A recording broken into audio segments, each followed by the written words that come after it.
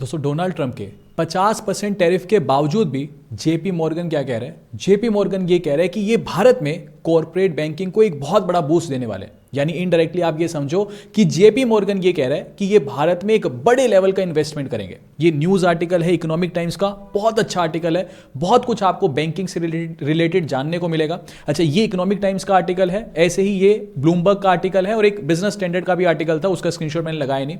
यानी बहुत सारे आर्टिकल ये छप रहे हैं कि जी जेपी मॉर्गन भारत में कॉर्पोरेट बैंकिंग को बूस्ट देगा, यानी इनडायरेक्टली भारत में एक हैवी इन्वेस्टमेंट ये करने वाला है। अब सब कुछ समझना शुरू करें। सबसे पहले ये समझते हैं कि जी ये जेपी मॉर्गन है क्या। जेपी मॉर्गन अमेरिका का सबसे बड़ा बैंक है। जैसे भारत का सबसे बड़ा बैंक क्या है? State bank of India. ऐसे ही जेपी मॉर्गन अमेरिका का सबसे बड़ा बैंक है। अच्छा, दुनिया का कौन से नंबर का बैंक है? दुनिया का ये 5वां सबसे बड़ा बैंक है। अगर मैं एसेट्स के हिसाब से कंपेयर करूं, अगर मैं एसेट से बैंकों की तुलना करूं तो दुनिया का 5वां सबसे बड़ा बैंक जेपी मॉर्गन है। अच्छा, पहले नंबर पे कौन सा बैंक है दुनिया में? अगर मैं एसेट्स के मामले में कंपेयर करूं तो पहले नंबर पर चाइना का industrial and commercial bank of China आता है, अगर मैं एसेट्स से कंपेयर करूं। अच्छा चलो, अगर मैं एसेट्स के मतलब एसेट्स को पैरामीटर कंसीडर करके कंपैरिजन ना करूं, मार्केट कैपिटलाइजेशन के हिसाब से कंपैरिजन करूं तो दुनिया का सबसे बड़ा बैंक फिर जेपी मॉर्गन आ जाता है। समझ के बात को? खैर इतना डीप में नहीं जाएंगे मार्केट कैपिटलाइजेशन या फिर एसेट्स के मामले में। मोटी बात यह है, अमेरिका का सबसे बड़ा बैंक है, दुनिया का भी सबसे बड़ा बैंक है अगर मैं मार्केट कैपिटलाइजेशन के हिसाब से चलूं तो जेपी मॉर्गन बैंक। ठीक है जी। अब सवाल आता है कि 50% टैरिफ हैं, ठीक है, इंडिया के ऊपर लगाए हैं। डोनाल्ड ट्रंप इंडिया के पीछे पड़ गए हैं, ठीक है, जिस वजह से अभी हमने रिसेंटली जीएसटी के स्लैब्स भी घटाए ताकि हम अपनी कंजम्पशन को बढ़ा सकें। ठीक है, मतलब इंडिया एक तरह से पूरा अफेक्टिवली लड़ रहा है यूएस के साथ। लेकिन यूएस का ही सबसे बड़ा बैंक, इसको क्या पड़ी है कि इंडिया के अंदर कॉर्पोरेट बैंकिंग को बूस्ट करना है, यानी इंडिया के अंदर हैवी इन्वेस्टमेंट करनी है। पूरा रीजन समझेंगे। देखो, एक चीज समझो, यहां आर्टिकल में भी लिखा है कि जेपी मॉर्गन का जो मेन फोकस है वो कॉर्पोरेट बैंकिंग रहने वाला है। समझ के बात को? अब ये कॉर्पोरेट बैंकिंग क्या होती है? अच्छा, अब एक चीज समझो, बड़े आराम से सबको समझाऊंगा। जैसे मान लो आप और मैं जब एसबीआई में जाते हैं या मान लो आईसीआईसीआई बैंक में जाते हैं, एचडीएफसी बैंक में जाते हैं, इनकी ब्रांचेस में जाते हैं। मान लो आपके घर के नजदीक कोई एसबीआई की रेलवे रोड की ब्रांच है छोटी सी, जिसमें 5-6 एम्प्लॉय बैठे हुए हैं। जब हम उस बैंक के अंदर जाते हैं, हम कुछ पैसा फिक्स डिपॉजिट में रखते हैं, कुछ पैसा सेविंग्स अकाउंट में रखते हैं। कई बार हमारे जैसे लोग बोलते हैं 50 लाख रुपए का होम लोन चाहिए, 1 करोड़ का होम लोन चाहिए। यानी छोटी मोटी जो डीलिंग होती है, इसे पूरे के पूरी बैंकिंग को क्या बोला जाता है? इसे बोला जाता है रिटेल बैंकिंग। यानी आप और मैं, हमारे घर के नजदीक जितने भी बैंक हैं, चाहे वो प्राइवेट बैंक हो, सरकारी बैंक हो, स्मॉल फाइनेंस बैंक हो या फिर फॉरेन बैंक हो, जिनकी ब्रांचेस खुली हुई हैं कस्टमर्स को सर्विस देने के लिए, अब चाहे वहां मैं पैसा जमा करूं, चाहे वहां से पैसा लोन लो, इस सारी चीजों को बोला जाता है कि ये जो है ये रिटेल बैंकिंग है। अच्छा, जेपी मॉर्गन किसकी बात कर रहा है? जेपी मॉर्गन ये बोल रहा है कि हम भारत में कॉर्पोरेट बैंकिंग को एक बड़ा बूस्ट देंगे। अब कॉर्पोरेट बैंकिंग क्या है? अब मान लो रिटेल बैंकिंग समझ आ गई। अब मान लो मुकेश अंबानी को 2000 करोड़ रुपए का लोन चाहिए, तो क्या मुकेश अंबानी, आप समझो कि आपके शहर में कोई भी ब्रांच पकड़ लो एसबीआई की जिसमें 5-7 एम्प्लॉय बैठा है, क्या वहां पे जाके कहेगा कि मेरे को 2000 करोड़ रुपए का लोन चाहिए या 500 करोड़ का लोन चाहिए? नहीं। अगर जो बड़े बड़े कॉर्पोरेट्स हैं जैसे टाटा, अडानी, अंबानी या जितने भी बड़ी बड़ी कंपनीज हैं, इनको अगर 500 करोड़ का लोन, 100 करोड़ का लोन, 2000 करोड़ का लोन, 5000 करोड़ का लोन चाहिए, तो ये जाते हैं कॉर्पोरेट्स, मतलब एक तरह से कॉर्पोरेट बैंकिंग के पास। क्या कॉर्पोरेट बैंकिंग नॉर्मल कस्टमर्स के लिए भी डीलिंग करती है क्या? नहीं। कॉर्पोरेट बैंकिंग का मतलब क्या है? जैसे मान लो एक तो हो गई एसबीआई की नॉर्मल ब्रांच, एक हो गई एसबीआई की मेन ब्रांच। अब मेन ब्रांच, इसका हेड ऑफिस तो मुंबई में हो गया। अब ऐसे ही इसकी एक मेन ब्रांच बड़ी बड़े मेट्रो सिटी में, जैसे बेंगलोर में होगी, वो बहुत बड़ी ब्रांच होगी। ठीक है, ऐसे ही मान लो दिल्ली में होगी। ठीक है, और ऐसा नहीं छोटे मोटे शहरों में नहीं होगी, जैसे जयपुर में नहीं होगी, मान लो बड़ा ही शहर जैसे महानगर, जैसे हैदराबाद में होगी, चेन्नई में हो गई, दिल्ली में हो गई। ये होती है इनकी कॉर्पोरेट बैंकिंग। अब मान लो किसी बड़े बड़े इंडस्ट्रियलिस्ट को, जिसको 500 करोड़, 100 करोड़, 200 करोड़ ऐसे लोन चाहिए, तो फिर ये कॉर्पोरेट बैंकिंग से लेते हैं। अब सवाल उठता है कि जो जेपी मॉर्गन है ये क्या बात कर रहा है? ये बोल रहा है हम भारत में कॉर्पोरेट बैंकिंग को बढ़ाएंगे। समझ के बात को? कि मान लो अगर कल को अंबानी को 2000 करोड़ का लोन चाहिए, तो जेपी मॉर्गन कहेगा कि आओ एसबीआई से मत लो, एचडीएफसी से मत लो, आईसीआईसीआई से मत लो, कॉर्पोरेट लोन चाहिए तो आओ हमारे पास आओ, हम आपको 2000 करोड़ का लोन, 5000 करोड़ का लोन ऐसे लोन देंगे। ठीक है, इसको बोलते हैं कॉर्पोरेट बैंकिंग। अब एक सवाल आता है कि क्या जेपी मॉर्गन भारत में रिटेल बैंकिंग भी करता है क्या? Answer is no. Retail banking फिलहाल अभी जेपी मॉर्गन भारत में नहीं करता। अभी कभी आपने कोई ब्रांच भी नहीं देखी होगी कि जेपी मॉर्गन की ब्रांच खुली हुई है जिसमें कोई कस्टमर जा रहा है, एफडी करा रहा है या सेविंग्स अकाउंट खुलवा रहा है। तो फिलहाल अभी जेपी मॉर्गन की अगर मैं बात करूं तो जेपी मॉर्गन 3 सेगमेंट्स में काम करता है इंडिया के अंदर। पहला हो गया कॉर्पोरेट बैंकिंग, दूसरा हो गया इन्वेस्टमेंट बैंकिंग और तीसरा है आपका एसेट मैनेजमेंट। कॉर्पोरेट बैंकिंग आपको समझ में आ गया कि फिलहाल इसको बहुत ज्यादा बूस्ट देने वाला है, बड़ी बड़ी कंपनीज को पैसा देगा। अब एक चीज और, अब सवाल यह भी तो उठ रहा है ना कि कॉर्पोरेट बैंकिंग को बूस्ट दे रहा है तो उससे भारत का क्या फायदा हो रहा है। अभी इसके बारे में भी अभी हम आगे आएंगे, पर पहले आप समझ लो कॉर्पोरेट बैंकिंग हमें समझ आ गया। दूसरा इन्वेस्टमेंट बैंकिंग, ये जेपी मॉर्गन अभी भी भारत में करता है। इन्वेस्टमेंट बैंकिंग का मतलब क्या होता है? जैसे फॉर एग्जांपल अगर जेपी मॉर्गन का क्लाइंट फॉर एग्जांपल अडानी है, मैं मान के चल रहा हूं कि अडानी जेपी मॉर्गन का एक क्लाइंट है और अडानी इन्वेस्टमेंट बैंकिंग की सर्विसेज जेपी मॉर्गन से लेता है, तो इसका मतलब क्या होता है? इन्वेस्टमेंट बैंकिंग सिर्फ जेपी मॉर्गन नहीं, आईसीआईसीआई बैंक भी करता है, एचडीएफसी भी करता है, एसबीआई भी करता है, यानी भारत के जो बैंक है ये भी इन्वेस्टमेंट बैंकिंग करते हैं। जेपी मॉर्गन भी करता है भारत के अंदर। समझ के बात को? इन्वेस्टमेंट बैंकिंग का मतलब ये है, अब मान लो अडानी को कोई फॉरेन कंपनी खरीदनी है, कोई फॉरेन में मान लो यूरोप में कोई कंपनी है, अडानी को लगता है कि इसको अब हम हायर करेंगे, इसको हम खरीद लेंगे, हायर नहीं खरीद ही लेंगे, तो वो खरीदेगा कैसे? उसके लिए बीच में अगर बहुत देसी भाषा में बोलूं तो एक दलाल चाहिए। ये इन्वेस्टमेंट बैंकर एक दलाल होते हैं। समझ के बात को? जैसे कोई भी बैंक का इन्वेस्टमेंट बैंकर है, वो एक दलाल है, वो उस डील को क्रैक कराएगा कि ठीक है इतने पैसे में कर लो, वो कहेगा नहीं कम पैसे में खरीदूंगा, वो कहेगा इतने में खरीदो। ऐसे जो नेगोशिएशन होता है ना, इसे इन्वेस्टमेंट बैंकर का काम बोला जाता है। तो वो डील क्रैक करवाएगा, तो इन्वेस्टमेंट बैंकिंग होगी, ये भी जेपी मॉर्गन करता है। अच्छा, अब मान लो कोई बाहर का बंदा है, यूरोप का बंदा है, वो कहता है मेरे को अडानी में 1000 करोड़ रुपए इन्वेस्ट करना है, तो अब ये डील भी कौन क्रैक करवाएगा? आपका इन्वेस्टमेंट बैंकर ही क्रैक कराएगा। अडानी को लगता है कि मैं पैसा कहां इन्वेस्ट करूं कि मेरा पैसा बढ़ जाए, ये सुझाव भी आपको इन्वेस्टमेंट बैंकर ही देगा। तो ये काम भी जेपी मॉर्गन करता है। फिलहाल इन्वेस्टमेंट बैंकिंग वाले सेक्टर को जेपी मॉर्गन ने नहीं कहा कि हम भारत में बहुत ज्यादा एक्सपेंड करेंगे। अच्छा, तीसरा एसेट मैनेजमेंट। फॉर एग्जांपल मान लो मुकेश अंबानी क्लाइंट है, let us suppose JP Morgan के। अब मुकेश अंबानी के पास 5000 करोड़ रुपया एक्स्ट्रा पड़ा है कि अभी यार बिजनेस में भी नहीं लगाना, कुछ नहीं करना, ये पैसा एक्स्ट्रा पड़ा है। अंबानी किसके पास जाएगा? मान लो जेपी मॉर्गन के पास जाएगा, वो कहेगा कि मेरे पास कुछ एक एसेट है 5-1 हजार करोड़ रुपए का, इसको कहीं निवेश करा दो अच्छी सी जगह पे। तो फिर वो सलाह देगा, इस कंपनी में डाल दो, उस कंपनी में डाल दो, उस कंपनी में डाल दो, यानी उसके एसेट की मैनेजमेंट कौन करेगा? जेपी मॉर्गन करेगा। फिलहाल एसेट मैनेजमेंट के ऊपर भी कोई एक्सपेंशन का प्लान नहीं है, मोटा प्लान है कॉर्पोरेट बैंकिंग के ऊपर। ठीक है। अच्छा, अब एक चीज और, जेपी मॉर्गन के फिलहाल 3 शहरों में ऑफिस हैं, एक मुंबई के अंदर, एक बेंगलोर के अंदर और एक हैदराबाद के अंदर। 3 शहरों के अंदर इनके कॉर्पोरेट ऑफिसेज हैं जहां से वो काम करते हैं, और इंडिया के अंदर टोटल 55,000 इनका एम्प्लॉयज है। दुनिया भर में 3,17,000 एम्प्लॉय हैं जेपी मॉर्गन के, इंडिया के अंदर 55,000 एम्प्लॉयज हैं। ठीक है। अच्छा, अब सवाल आता है कि कॉर्पोरेट बैंकिंग से भारत को क्या फायदा होगा। देखो, जेपी मॉर्गन कहां का बैंक है?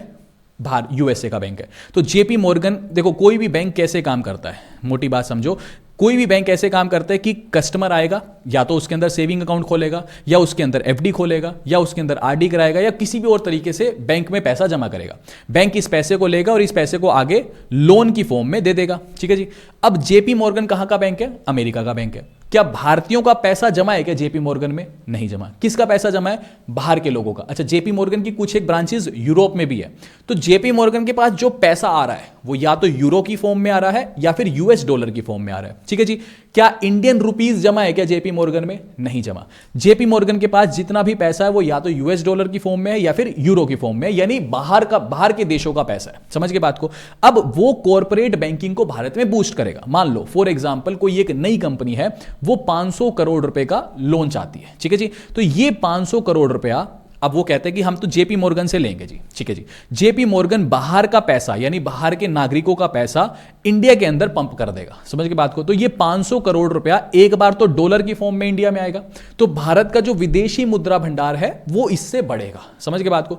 दूसरी चीज, बड़े बड़े जो जेपी मॉर्गन छोटा मोटा बैंक नहीं है, समझ के बात को, बहुत बड़ा बैंक है, तो बड़े बड़े प्रोजेक्ट्स को फंडिंग करना काफी ईजी हो जाएगा। मान लो इंडिया में कोई 10,000 करोड़ का प्रोजेक्ट है, 20,000 करोड़ का प्रोजेक्ट है, 50,000 करोड़ का प्रोजेक्ट है, उसको बनाना अगर है तो हमारे पास एक बड़ा बैंक है जो दुनिया का सबसे बड़ा बैंक है, वहां से हम जो हमारे बड़े बड़े कॉर्पोरेट्स हैं इजीली फंडिंग उठा सकते हैं। दूसरी बात, जो फंडिंग आएगी वो विदेशी मुद्रा के अंदर आएगी। ठीक है। अब एक चीज और, मेन जो आपका जेपी मॉर्गन है वो 4-5 सेक्टर्स को कंसीडर करके भारत में आ रहा है, ठीक है, मतलब आपकी कॉर्पोरेट बैंकिंग को बढ़ा रहा है। पहला, इलेक्ट्रिक व्हीकल्स। उसका ये कहना है, मतलब पूरा आर्टिकल में ही लिखा हुआ था कि भारत के अंदर अभी तक इलेक्ट्रिक व्हीकल्स का चलन नहीं आया, लेकिन धीरे धीरे हर एक जो ऑटो प्लेयर है, मतलब समझ की बात को, कि जो 4 व्हीलर में काम करता है, उसको पता है कि फ्यूचर अब इलेक्ट्रिक हो रहा है, तो बड़े बड़े प्लांट्स हर एक कंपनी इंडिया में लगा रही है, इलेक्ट्रिक व्हीकल की डिमांड उठ रही है। तो मेन वो ये कह रहा है कि हम इलेक्ट्रिक व्हीकल वाली जो कंपनियां हैं जो नए नए प्लांट्स लगाना चाहती हैं उसको फंडिंग करेंगे, क्योंकि फ्यूचर यही है। अच्छा, दूसरा, बड़े बड़े जो डाटा सेंटर्स बन रहे हैं, आपका चैट जीपीटी आ गया, आपका एआई आ गया, है ना। अभी तक तो क्या था कि गूगल का डाटा स्टोर करना है, यूट्यूब का डाटा स्टोर करना है, फेसबुक का डाटा स्टोर करना है, तो बड़े बड़े, आप समझो एक तरह से बहुत बड़े बड़े स्पेसेस लिए जाते हैं जहां पे सुपर कंप्यूटर रखे जाते हैं, फिर बहुत हैवी टन ऑफ एसी लगाए जाते हैं उसको कूल रखने के लिए, ऐसे डाटा स्टोर होता है। अब ये कह रहे हैं कि अब चैट जीपीटी आ गया, एआई आ गया, इसका भी तो डाटा है। अब मान लो फॉर एग्जांपल मैं चैट जीपीटी यूज कर रहा हूं, मैंने कुछ सर्च किया तो वो एक स्टोर हो गया, वो मेरी हिस्ट्री में तो रहेगा ना हमेशा, तो उसका भी तो एक स्टोरेज हो रहा है कहीं ना कहीं। अब इंडिया के अंदर जैसे आपका हीरानंदानी, अडानी, ठीक है, ये बड़े बड़े प्लांट्स इंडिया में बना रहे हैं, इसको लगा, इन प्लांट्स को, डाटा सेंटर्स को बनाने के लिए कॉस्टिंग लगती है, तो ये बोल रहे हैं जेपी मॉर्गन कि हम इंडिया में डाटा सेंटर्स को भी फंड करेंगे। समझ के बात को। अच्छा ठीक है। तीसरा, रिन्यूएबल एनर्जी। अभी मैं कल परसों एक शॉर्ट डाला था कि कोल इंडिया है, ठीक है, कोल इंडिया को ये टेंशन हो रही है कि हम, कोल इंडिया क्या है, भारत की सरकारी कंपनी है, महारत्न है, वो क्या करती है, भारत से कोल निकालती है, 75% से ज्यादा भारत का कोल इंडिया निकालती है, और ये कोयला किसको बेचती है, जो कोयले से बिजली बनाते हैं, अडानी बनाता है, आपकी एनटीपीसी बनाती है। लेकिन अब कोल इंडिया का बयान पता है क्या था, कि कोयले की डिमांड घटती जा रही है भाई, अडानी, एनटीपीसी, ये लोग क्या कर रहे हैं, ज्यादा बिजली रिन्यूएबल एनर्जी से बना रहे हैं। समझ के बात को। तो कोल इंडिया ने क्या कहा है आपको पता है, कोल इंडिया कह रहा है कि हम 5 गीगावाट का प्लांट रिन्यूएबल एनर्जी का हम खुद भी बनाएंगे। कब तक कोयला निकालते रहेंगे, कोयले की तो डिमांड 10-20 साल में खत्म ही हो जाएगी। ये आपके थर्मल प्लांट है, ये तो बंद ही हो जाएंगे थोड़े टाइम बाद तो या तो सोलर एनर्जी बनेगी या विंड एनर्जी बनेगी। समझ के बात को। तो रिन्यूएबल एनर्जी की भी डिमांड है, इसीलिए जेपी मॉर्गन ने कहा है कि इनको भी हम सबसे ज्यादा फंड्स करेंगे। फिर इंफ्रास्ट्रक्चर प्रोजेक्ट इंडिया के अंदर, आपको पता है कि रेलवे, हाईवेज, ये तो लगातार बनते जा रहे हैं। फिर उसके बाद टेक्नोलॉजी एंड स्टार्टअप्स इसके ऊपर, यानी ये 5 की सेक्टर्स बोले हैं जेपी मॉर्गन ने कि हम इनमें सबसे ज्यादा पैसे को इन्वेस्ट करेंगे। ठीक है। अच्छा, अब एक चीज और आती है यहां पर कि आज ही क्यों, समझ के बात को, एक कि आज ही क्यों भाई। अब एक बात और, टैरिफ भी चल रहा है, 50% टैरिफ भी लग रहा है, तो आज ही क्यों, ये मतलब समझ लो बात को, 2 साल पहले भी हो सकता था, 2 साल बाद भी हो सकता था। आज जब ट्रंप का टैरिफ लग रहा है 50%, उसी टाइम ही क्या जेपी मॉर्गन को याद आया क्या कि भारत में हम इन्वेस्टमेंट ज्यादा करेंगे। देखो इसका मेन कारण क्या है, जेपी मॉर्गन का यह कहना है कि अगले 5 सालों में भारत के अंदर जो कैपिटल एक्सपेंडिचर होने वाला है ना, वो अनुमान से ये बोल रहे हैं कि लगभग $850 बिलियन होने वाला है। यानी अगले 5 सालों में जो भारत में कैपिटल एक्सपेंडिचर होगा, अगर मैं इसको इंडियन रुपीज में कन्वर्ट करूं तो ऑलमोस्ट 74 लाख करोड़ रुपीज होने वाला है। इतना बड़ा कैपिटल एक्सपेंडिचर होने वाला है। तो जेपी मॉर्गन ने यह कहा है कि जब इतना बड़ा कैपिटल एक्सपेंडिचर भारत में होगा तो ऑब्वियस ही बात है, ये एक्सपेंडिचर कौन करेगा, या तो भारत सरकार करेगी या बड़े बड़े कॉर्पोरेट प्लेयर्स करेंगे। अब इनको कैपिटल एक्सपेंडिचर करने के लिए कर्ज भी चाहिए होगा। अगर जेपी मॉर्गन नहीं कूदता आज, तो ये कर्ज कहां से लेंगे, आईसीआईसी से ले लेंगे, एसबीआई से ले लेंगे, एचडीएफसी से ले लेंगे, या कोई और नया बैंक आ जाएगा इंटरनेशनल बड़ा, उनसे कर्ज ले लेंगे। तो जेपी मॉर्गन ने यह कहा है कि कॉर्पोरेट बैंकिंग का जो रेवेन्यू है ना, उसमें ईयर ऑन ईयर ग्रोथ 30% की है भारत के अंदर। तो इतनी बढ़िया ग्रोथ को हम क्यों छोड़े, इसीलिए ट्रंप के टैरिफ वॉर को छोड़ो, India is the best destination business करने के लिए। इस वजह से जेपी मॉर्गन ने इरिस्पेक्टिव ऑफ 50% टैरिफ्स इंडिया में अपनी कॉर्पोरेट बैंकिंग को बूस्ट करने का डिसीजन लिया। समझ के बात को। अच्छा, एक चीज और, थोड़ा सा कंफ्यूजन लोगों को ये हो गया होगा कि कैपिटल एक्सपेंडिचर क्या होता है। देखो कैपिटल एक्सपेंडिचर का मतलब ये होता है कि जैसे मान लो अडानी है, अडानी ने कोई बहुत बड़ी मशीनरी खरीदी, यानी कैपिटल एक्सपेंडिचर मोटा मोटा बेसिक सी टर्म होती है, ज़्यादातर लोगों को पता ही होगा कि आज कोई ऐसी इन्वेस्टमेंट की जाए जिसके रिटर्न्स अगले 20-25 साल तक आपको मिलते रहेंगे। जैसे मान लो कोई वेयर हाउस बना दिया अडानी ने, समझ गए, तो आज तो एकदम खर्चा हो गया, तो ये हमारा कैपिटल एक्सपेंडिचर हो गया, आज खर्चा हो गया, लेकिन वो अगले 25-30 साल तक रिटर्न देता रहेगा ना। तो वो जैसे मान लो कुछ एग्जांपल भी लिखे हैं, मान लो टाटा ने कोई नया प्लांट बना दिया, आज एकदम से खर्चा हो गया लेकिन रिटर्न्स देता रहेगा। ऐसे मान लो कोई सोलर प्लांट अडानी ने लगा दिया, आज एकदम खर्चा हो गया लेकिन रिटर्न्स उसके आते रहेंगे। ऐसे मान लो कोई सरकार ने एयरपोर्ट बना दिया, ये भी कैपिटल एक्सपेंडिचर है कि आज खर्चा हो गया बट उसका रिटर्न आता रहेगा। अच्छा, कोई नई मशीनरी ले ली रिलायंस ने बहुत बड़ी, तो वो मशीन आज आ गई लेकिन रिटर्न देती रहेगी। ये कैपिटल एक्सपेंडिचर होते हैं किसी भी बिजनेस में। अच्छा, इसके अलावा ये तो कैपिटल एक्सपेंडिचर हो गया, मान लो कोई भी बिजनेस है उसका एक कैपिटल एक्सपेंडिचर तो ये हो गया।